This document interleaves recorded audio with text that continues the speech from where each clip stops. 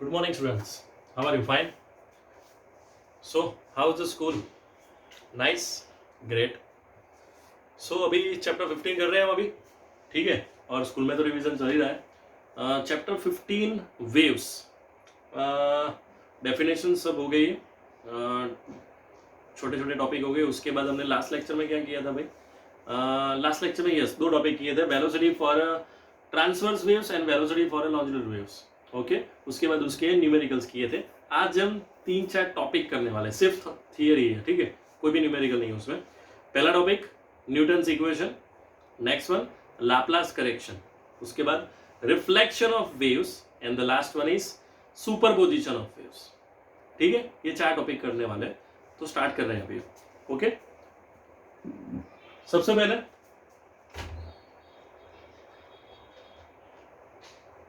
Newton's equation. Okay, सबसे पहले कौन सा टॉपिक कर रहे हैं भाई? Newton's equation.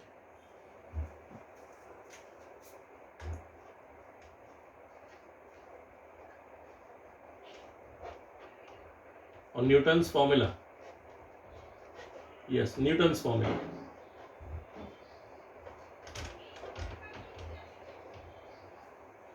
PV equal to constant. चलो भाई, Newton's formula, PV equal to constant. ये कौन सी फॉर्मूला भाई? ये थर्मोडायनेमिक्स में फॉर्मूला आती थी चैप्टर 12 में. Adiabatic reaction, isothermal. ओके, तो उसमें ये फॉर्मूला आती थी पीवी इक्वल टू कांस्टेंट. अभी हमें इस इक्वेशन का डिफरेंशिएशन करना है. तो मैथ्स वालों को तो कोई प्रॉब्लम नहीं है, लेकिन बायोलॉजी वालों को थोड़ा प्रॉब्लम होगा.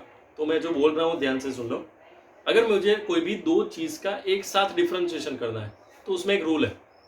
अगर मेरे पास 2 चीज है तो मैं फर्स्ट का डिफरेंशिएशन करूंगा, सेकंड कांस्टेंट रहेगा, प्लस फर्स्ट कांस्टेंट रखूंगा और सेकंड का डिफरेंशिएशन करूंगा. ठीक है, तो ये फॉर्मूला याद रखना. ओके, मुझे पी और वी दोनों का डिफरेंशिएशन करना है. तो सबसे पहले हम यहाँ पे क्या लिखेंगे? Taking differentiation on both the side.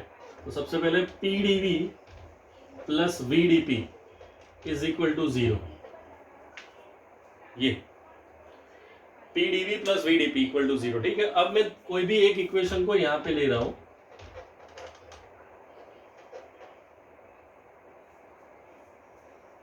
ठीक है, कंफर्म. तो देखो अभी, तो मैं यहां पे अभी पहले मैं पूरा एक बार लिख देता हूं, फिर मैं आपको बताता हूं कि मैंने क्या किया. यस, ये माइनस, अभी मैंने ये डीवी को उठा के इसके नीचे ले गया, और ये जो v ऊपर है ना उसको मैंने अपॉन से अपॉन में कर दिया. तो अपॉन का अपॉन मतलब ऊपर चला जाएगा, मतलब ये दोनों एक ही हुआ. ये कहीं देखा है आपने?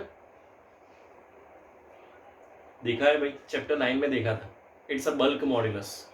3 टॉपिक थे, Young modulus, modulus of rigidity and bulk modulus. तो ये क्या है भाई? हमारा बल्क मॉड्यूलस. तो उसका मतलब ये हुआ कि मैं p की जगह पे क्या लिख सकता हूं? b for bulk modulus. तो इससे पहले हमारी फॉर्मूला क्या थी? v equal to pressure by density under root में.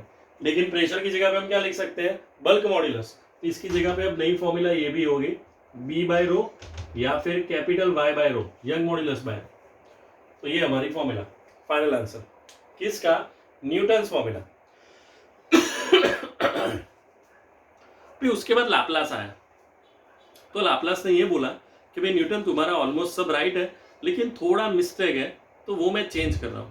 मतलब ये जो इक्वेशन है उसमें से उन्होंने थोड़ा चेंज किया. तो नेक्स्ट टॉपिक का नाम क्या है भाई? Laplace correction. क्या नाम है? लाप्लास करेक्शन, ये नाम है. ठीक है, तो चलो भाई स्टार्ट कर रहे हैं. न्यूटन फॉर्मूला हो गया कंप्लीट. अभी हम कर रहे हैं लाप्लास करेक्शन.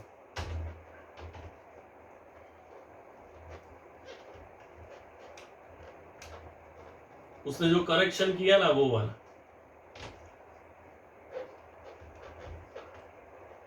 तो इक्वेशन था PV raise to gamma equal to constant. ये इसमें क्या लिया था? PV equal to constant.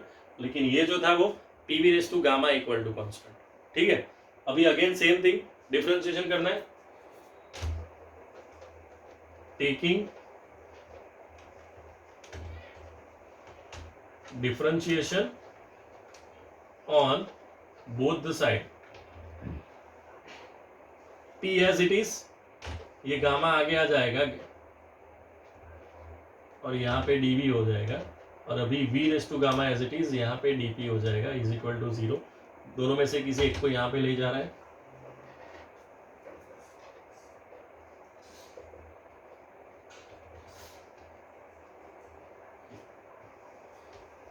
v raise to gamma. थोड़ा डिटेल में लिख रहा हूँ तो आपको समझ में आए।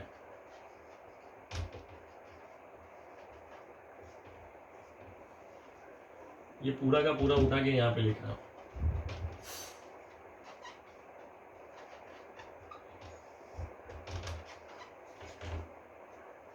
जहां पे v equal to P by rho था, वहां पे अभी हम p गामा बाय रो लिखेंगे। चलो तो अभी मैं समझा रहा हूँ कि ये मैंने क्या किया। सबसे पहले देख लो, कुछ समझ में आ रहा है? देखो तो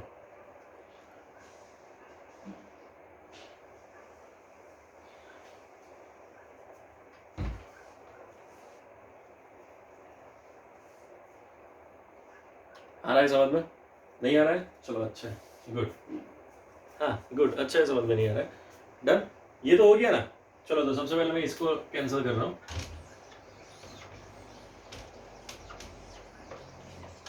अब देखो भाई ध्यान से, मैं जो बोल रहा हूँ, डिफरेंशिएशन आता है आपको?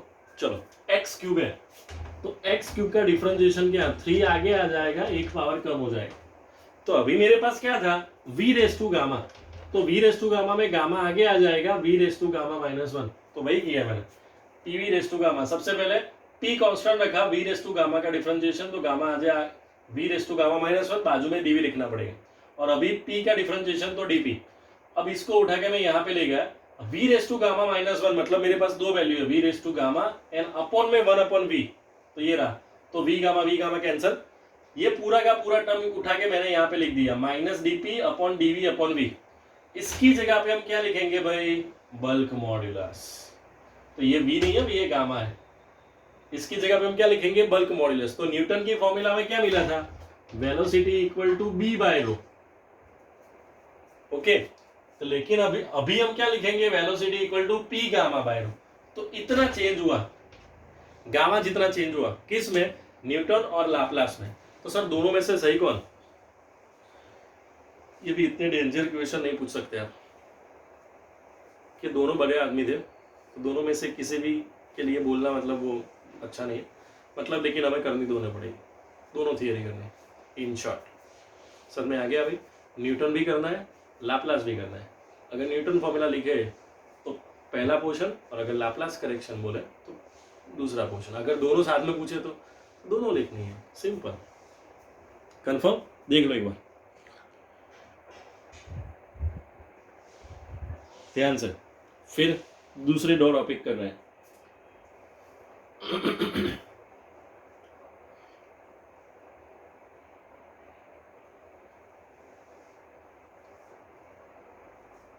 कंप्लीट?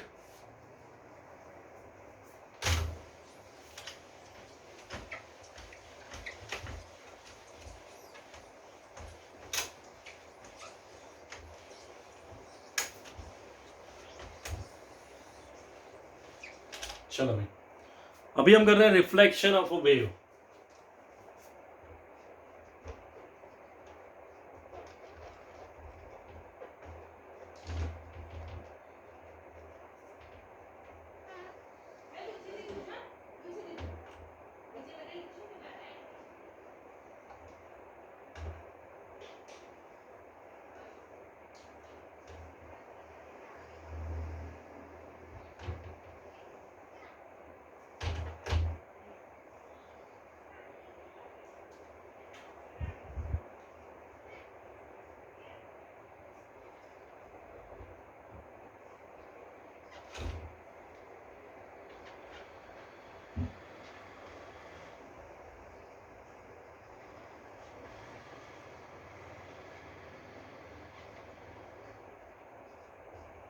चलो भाई, रिफ्लेक्शन बाय वेव्स।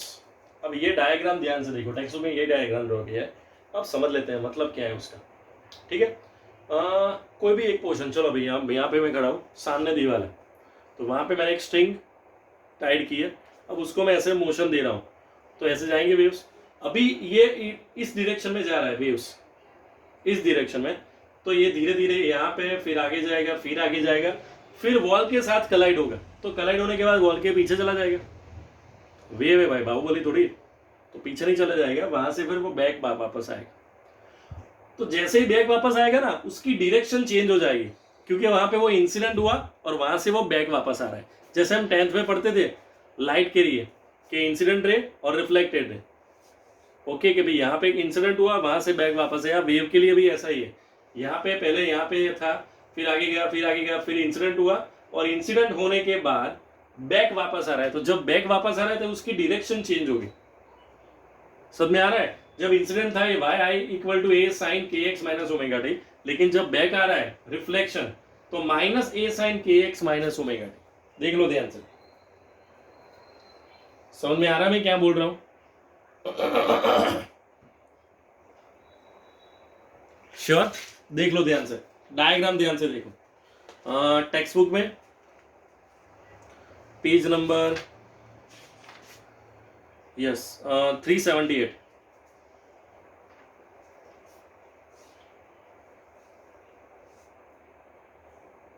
ठीक है, ओके। A for amplitude. तो टेक्स्ट बुक में क्या किया, फिर दोनों का एडिशन भी किया है, y equal to Y R plus Y I, फिर दोनों का एडिशन। तो ए साइन के X minus omega T minus A sine के एक्स माइनस ओमेगा, अगर दोनों का एडिशन करेंगे तो आंसर क्या हो जाएगा? 0। ओके, मतलब इन दोनों का एडिशन करेंगे तो आंसर 0, मतलब प्लेन, कोई वेव सी नहीं है, सीधे सीधी लाइन सी होगी।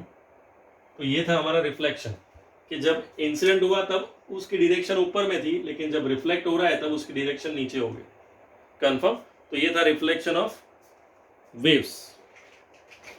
इसके बाद टॉपिक है हमारा superposition of waves. It's a super topic. Superposition मतलब सुपर टॉपिक।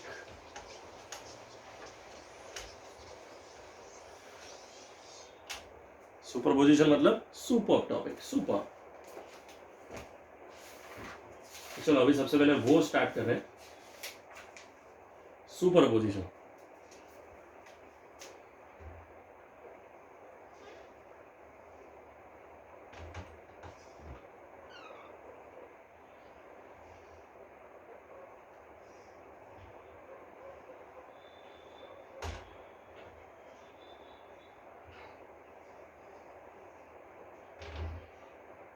ओके, सबसे पहले सुपरपोजिशन का मतलब समझ लेते हैं।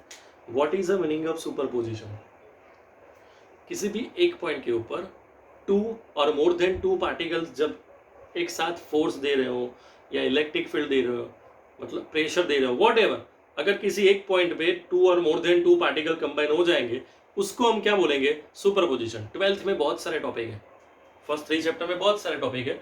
Explain superposition for the force, first chapter में ही आता है, 12th साइंस चैप्टर 1। फिर सेकंड चैप्टर में भी आता है explain the superposition for the electric field. पहला चैप्टर में क्या आता है? इलेक्ट्रिकल फोर्स के लिए आता है। दूसरे में क्या, किसके लिए आता है? इलेक्ट्रिकल फील्ड के लिए आता है, कि अभी एक ही पॉइंट पर टू और मोर देन पॉइंट अगर फोर्स अप्लाई हो रहा है तो, मतलब कोई भी चीज़ अप्लाई हो रही है तो। अभी सुपरपोजिशन का मतलब क्या, कि चलो भाई मैं यहाँ पे खड़ा हूँ और तुम, यस ये वीडियो दिख रहा है, बस तुम वो सामने खड़ा है, और हम दोनों के हाथ में क्या है? स्ट्रिंग है। मैं इसको ऐसे दे रहा हूँ, वो उसको वहां से ऐसे रहा है, मतलब दोनों डायरेक्शन में ऐसे होगा। तो चलो अब यहाँ पे ये डायग्राम ध्यान से देखना भैया। यहाँ पे मैं कर रहा हूँ, यहाँ पे एम्पलीट्यूड कितना था? 5, यहाँ पे एम्पलीट्यूड कितना है? 3। तो ये 5 यहाँ पे जा रहा है, ये 3 यहाँ पे जा रहा है। तो अगर दोनों कंबाइन होंगे तो बीच में क्या हो जाएगा? बीच में 8 हो जाएगा। फिर वापस यहां से 3 वाला आगे जाएगा, यहां से 5 वाला आगे जाएगा। लेकिन अगर बीच में कंबाइन हो रहे हैं तो क्या हो जाएगा? दोनों का एडिशन हो जाएगा। क्यों? क्योंकि दोनों सेम डायरेक्शन में है। अगर चलो यहाँ पे 7 और यहाँ पे 5 और दोनों साथ में हो रहा है, तो जब बीच में होगा तो कितना हो जाएगा? 12 हो जाएगा। समझ में आ रहा है? चलो उसके बाद यहाँ पे ये 5 है, ये भी 5, लेकिन एक ऊपर एक नीचे है। तो अगर दोनों बीच में सेंटर में आ जाएंगे तो क्या होगा? तो कुछ नहीं होगा। क्यों? क्योंकि दोनों सेम हो गए ना भाई, ऊपर भी 5 नीचे भी 5। तो सेंटर में क्या हो जाएगा? 0, मतलब प्लेन लाइन मिलेगी। लेकिन थोड़ा चेंज कर रहे हैं अभी हम। सपोज ऊपर 5 है एंड नीचे 2 है, ये 5 है और ये 2 है, तो बीच में क्या मिलेगा? बीच में 3 मिलेगा, कौन सी डायरेक्शन में मिलेगा? अपवर्ड डायरेक्शन में, क्योंकि ये 2 है और ये 5 है, तो 2 2 तो दोनों के लिए कट हो गए, तो बचा 3 और वो भी अपवर्ड डायरेक्शन में। तो इसका फाइनल आंसर जब दोनों कंबाइन होंगे ना, तो अब डायग्राम ये बनेगा 3 के लिए। So it's the final answer. समझ में आ रहा है भाई? Sure, confirm? तो ये था सुपरपोजिशन। तो सुपरपोजिशन का मतलब समझे आप? किसी भी एक पॉइंट पे 2 और मोर देन 2 पार्टिकल्स कंबाइन हो रहे हैं, what ever the quantities, waves हो सकता है, फोर्स हो सकता है, इलेक्ट्रिक फील्ड हो सकता है, कुछ भी, ग्रेविटेशन फोर्स, कुछ भी हो सकता है। अगर 2 और मोर देन 2 पार्टिकल कंबाइन हो रहे हैं तो उसको हम क्या बोलेंगे? सुपरपोजिशन। तो ये टॉपिक कौन सा था भाई? सुपरपोजिशन। समझ में आ रहा है? अभी इसके ऊपर थियरी भी है आगे, लेकिन वो अभी नहीं करनी है। पहले आप जो ये जितना किया वो ध्यान से समझ लेना है हमें, बस, और कुछ नहीं करना है। ओके, तो ये ध्यान से समझ लेना है सबसे पहले तो, कि भाई चलो सबसे पहले हमने क्या किया आज? Newton's formula, PV equal to constant, फिर उसका डिफरेंशिएशन किया तो हमने ये डिराइव किया कि प्रेशर और बल्क मॉड्यूलस सेम है। तो V equal to P by rho था अंडर रूट में, उसकी जगह पे V equal to B by rho कर दिया, या यंग मॉड्यूलस बाय रो कर दिया। कंफर्म? ओके। नेक्स्ट था लाप्लास करेक्शन। तो उसमें कौन सा इक्वेशन था? PV raise to gamma equal to constant. Newton में था PV equal to constant, Laplace में PV raise to gamma equal to constant. तो अभी उसका डिफरेंशिएशन करेंगे तो फाइनल आंसर क्या आएगा? वो पूरा इक्वेशन बल्क मॉड्यूलस की जगह पे P इंटू गामा। तो जो अब तक फॉर्मूला प्रेशर अपॉन डेंसिटी थी अंडर रूट में, अभी वो pressure into gamma upon density हो गया, pressure into gamma upon density. उसके बाद 2 टॉपिक, रिफ्लेक्शन बाय वेव्स और of waves, and next one is superposition of waves. तो रिफ्लेक्शन में क्या, जब वो जा रहा है तब ये डायरेक्शन कलाइड होके वापस आ रहा है तो डायरेक्शन चेंज होगी, नेगेटिव होगी, एग्जैक्टली ऑपोजिट डायरेक्शन। ओके, तो जब जा रहा था तब अपवर्ड डायरेक्शन में, जब वापस आया तब डाउनवर्ड डायरेक्शन में। तो अगर मैं दोनों को एडिशन करूंगा तो फाइनल आंसर मुझे क्या मिलेगा? 0। तो ये था रिफ्लेक्शन। और उसके बाद क्या है भाई? उसके बाद सुपरपोजिशन। तो सुपरपोजिशन में क्या समझे आप लोग? सुपरपोजिशन में क्या समझे? जो अभी मैंने बोला वो 3-4 बार तो एटलीस्ट बोल गया मैं। 2 और मोर देन 2 पार्टिकल और what ever force, electric field, अगर कोई एक पॉइंट पे साथ में आ रहा है तो उसे हम क्या बोलेंगे? सुपरपोजिशन। तो इसमें भी हमने देखा कि अगर दोनों सेम डायरेक्शन में है तो दोनों का एडिशन होगा। और फिर ओके चलो, सपोज ऊपर 5 है 2 जगह पे, यहाँ पे भी 5, यहाँ पे भी 5, तो अगर दोनों कंबाइन होंगे तो क्या हो जाएगा? 10। ऊपर 5 नीचे 5, तो अगर कंबाइन होंगे तो नीचे कुछ नहीं मिलेगा, सिर्फ प्लेन लाइन मिलेगी। अगर यहाँ पे है 3 और यहाँ पे है 7, तो बीच में क्या मिलेगा भाई? 4 मिलेगा। समझ में आ रहा है भाई? ये श्योर, कंफर्म? तो ये था हमारा सुपरपोजिशन। तो आप लोग टेक्स्ट बुक ओपन करेंगे तो आपको ये टॉपिक मिलेगा। कौन सा टॉपिक है? देखो मैं बोल देता हूँ टेक्स्ट बुक में पेज नंबर के साथ।